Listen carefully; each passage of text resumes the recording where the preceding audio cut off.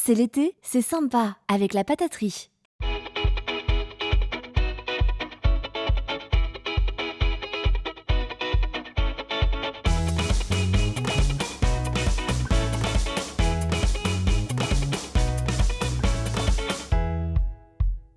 Salut, bonjour et bienvenue, c'est le best-of de C'est l'été, le meilleur de nous-mêmes de la 4e semaine et dernière semaine. C'est l'été, une émission que vous avez pu regarder, oui, en tongs ou sous la pluie, ou les deux en même temps. Lundi, nous étions à Saint-Nazaire, oui, ou plutôt un retour sur les escales de Saint-Nazaire, avec de la vedette dedans.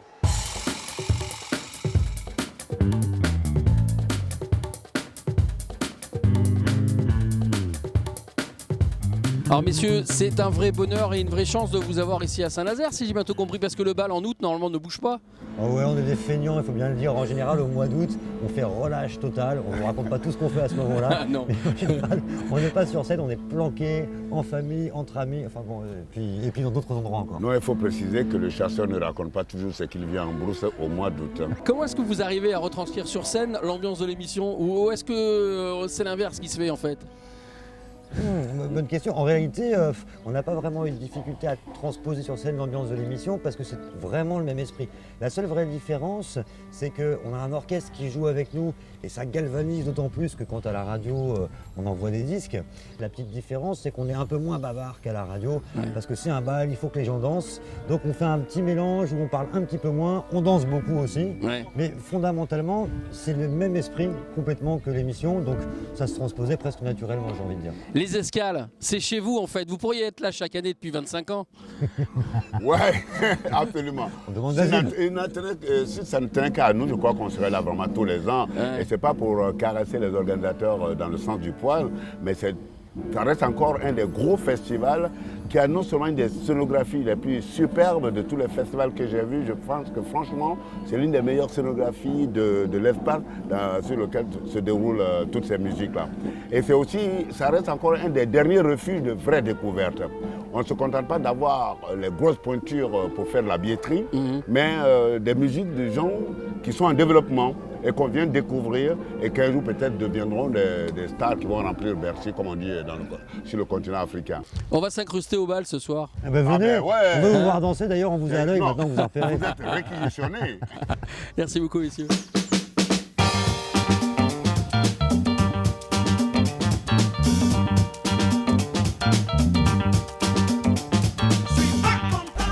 Qui nous accueille dans le fauteuil d'Emmanuel, c'est juste exceptionnel. Ouais, j'aurais préféré avoir Emmanuel c'est vrai. Et avoir votre place. Ce soir, donc, vous êtes aux escales. Est-ce que le set que vous allez jouer est adapté ou pas du tout? C'est jamais la même chose. Ouais. Puisque je travaille avec une Ableton donc où il y a plein de samples, donc je m'envoie des samples, je me fais un peu des remix live. Je les adapte du moment, mais le répertoire restera le même. Ouais. Est-ce qu'il y a vraiment une French touch? J'ai commencé moi à parler de la French Touch, c'était en 77, 76, 77, quand j'ai eu la chance de faire mon premier album qui a été très important aux États-Unis. Les journalistes me demandaient qu'est-ce qui reste de français? Vous avez des musiciens américains, vous avez des chanteurs anglais ou américains, qu'est-ce qui reste? Et je disais c'est une French Touch, c'est une manière française de faire les choses. Et là, quelques minutes avant de monter sur scène, est-ce que vous avez le trac ou pas du tout? Toujours le trac. Toujours. J'ai toujours dit, le jour où je l'ai plus, j'arrête. Eh ben, on va vous laisser aller au contact alors. Avec plaisir. Amusez-vous bien. À tout à l'heure alors. À tout à l'heure.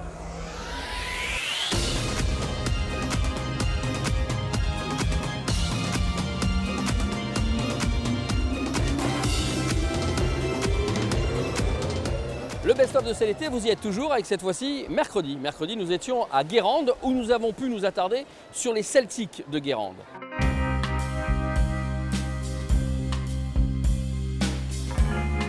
Madame Lacroix, qui mieux que l'adjointe à la culture et au patrimoine pour nous parler de Guérande?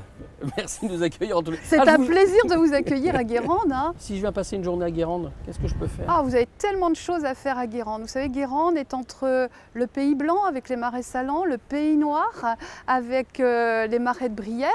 Donc vous avez possibilité d'aller assister à la récolte du sel, de faire des promenades en calèche dans les marais salants. Vous avez possibilité au niveau de l'office de tourisme d'avoir des visites guidées Donc c'est un pur moment de bonheur de découvrir l'histoire de sa ville en déambulant avec des personnages historiques. Alors, si j'ai bien tout compris, en fait, c'est pas une journée qu'il faut que je passe ici, Ah, c'est une bonne semaine. Une bonne semaine et Ouais. encore, je pense que vous n'aurez pas tout découvert.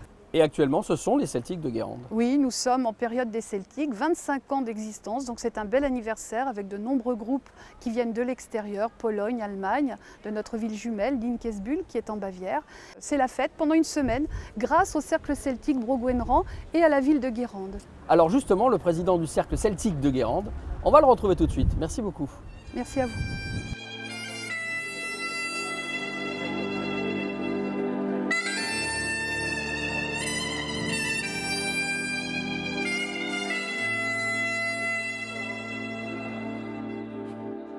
René, les Celtiques de Guérande, on peut dire que vous êtes tombé dedans il y a 25 ans.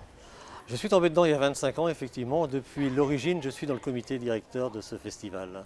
Aujourd'hui président, Aujourd'hui, le président, oui, effectivement. un président heureux. Eh bien, heureux après le festival, avant, toujours inquiet. Il n'y a pas de quoi s'inquiéter, on a cru comprendre qu'il allait y avoir beaucoup de monde ce week-end. Oh, ben, on Il y a espère. énormément d'artistes. Vous avez organisé des stages qui sont bientôt pleins. On ne peut pas dire que vous pouvez craindre. Alors, il y aura du monde, bien sûr, mais ce que l'on craint, c'est les quelques gouttes qui tombent là. Il ne C'est- pleut jamais en Bretagne, car nous C'est sommes vrai. en Bretagne. Ah, et nous sommes bien en Bretagne, ça c'est sûr, c'est une évidence. Sinon, il n'y aurait pas de festival. Il n'y aurait pas le festival des Celtiques de Guérande s'ils n'étaient pas en Bretagne, quand même. La volonté, c'était laquelle au départ, la philosophie Alors, de- la volonté, c'est d'abord la volonté du Cercle Celtique de Guérande, le Cercle Celtique Brogouenran, qui, donc, en liaison avec la municipalité, a décidé, après avoir fait des fêtes traditionnelles bretonnes, de faire ce festival. Donc maintenant, ça fait 25 ans, et ce festival, au fil des années, a évolué. Il a commencé uniquement sur 3 jours, vendredi, samedi, dimanche, un petit concert le vendredi, spectacle de danse le samedi, spectacle danse et musique le dimanche, sur 2 scènes, parce qu'il fallait débuter petit. Et très rapidement, au fil des années, il est devenu ce qu'il est actuellement, donc un festival qui dure 6 jours, qui reçoit entre 500-600 artistes. Cette année, ce sera plus près des 600 artistes sur ces 6 jours, qui reçoit aussi aux alentours de 25 000 spectateurs festivaliers quand même durant ces 6 jours. Alors on se dit quoi alors là? On se dit Kenavo? Kenavo. Eh ben Kenavo.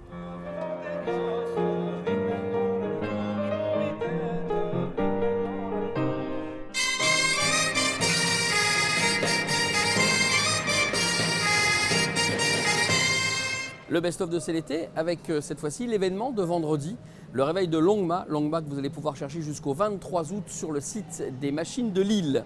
Tout sur Longma, c'est maintenant.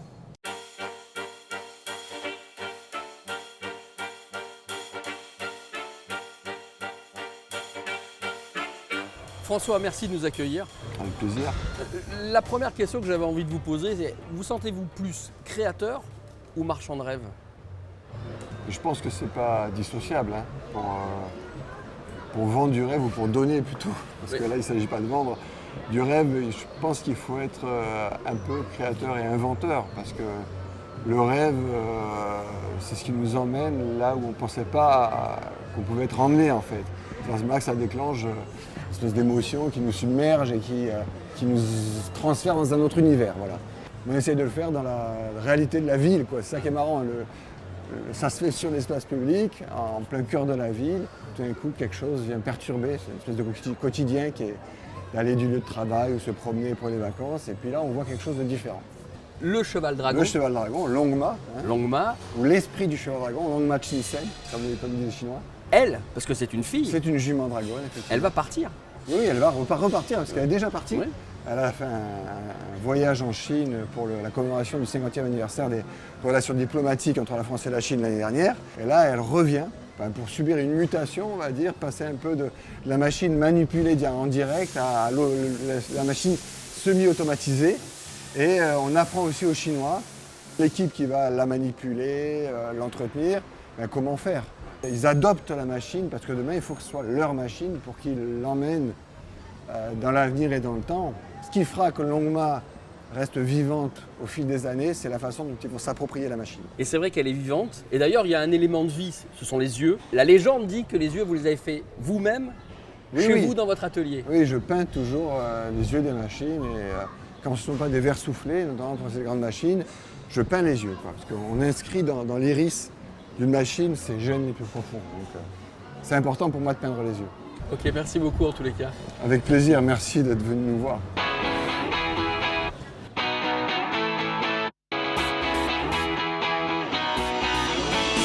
Mika, on en parlait à l'instant avec François Delarosière, de la magie de la machine. Pour un technicien, donner vie à des vérins, c'est exceptionnel. Bah oui, c'est fabuleux. C'est le travail de plusieurs mois déjà.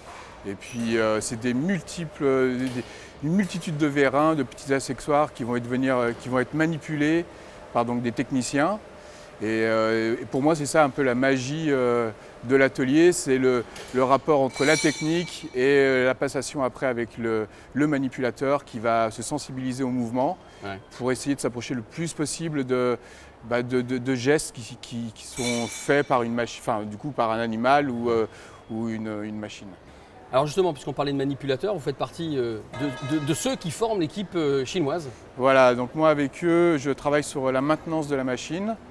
Donc c'est une partie qui est moins technique et qui intervient aussi bien en hydraulique que sur la maintenance de tous les jours pour un bon fonctionnement. Justement, l'équipe chinoise, on la retrouve tout de suite. Merci.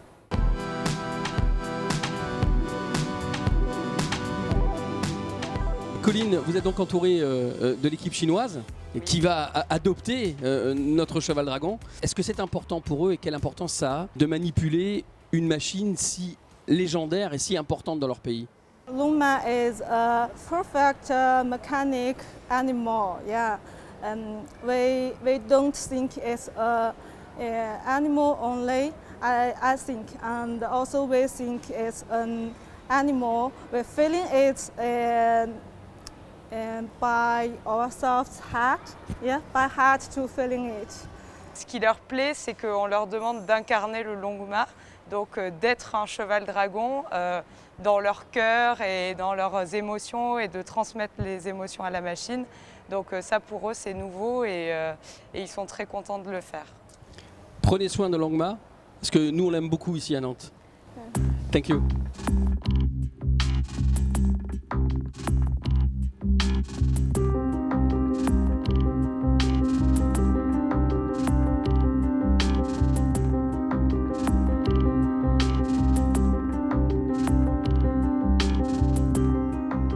Le best-of de C'est l'été est maintenant terminé et on peut le dire, la boucle est bouclée puisque c'est ici, sur cette coursive, que nous avions réalisé notre toute première interview. C'était le 20 juillet dernier. Merci à tous ceux qui se sont prêtés à notre jeu, merci à ceux qui nous ont accueillis et puis merci bien sûr à vous qui nous avez suivis. Salut, bye bye, à très vite sur Télé Nantes. C'est l'été à Guérande et Non, monsieur, moi je vais faire le cap. Venez avec moi, venez là. Ah bah non, mais non, Voilà, non, on je fait veux pas l'émission passer. avec Tout le monde me connaît. Hein, Ah ouais, comment veux-tu, bah, voilà.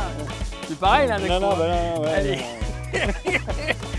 C'est l'été avec la pataterie à Trignac, Saint-Herblain et Basse-Goulaine.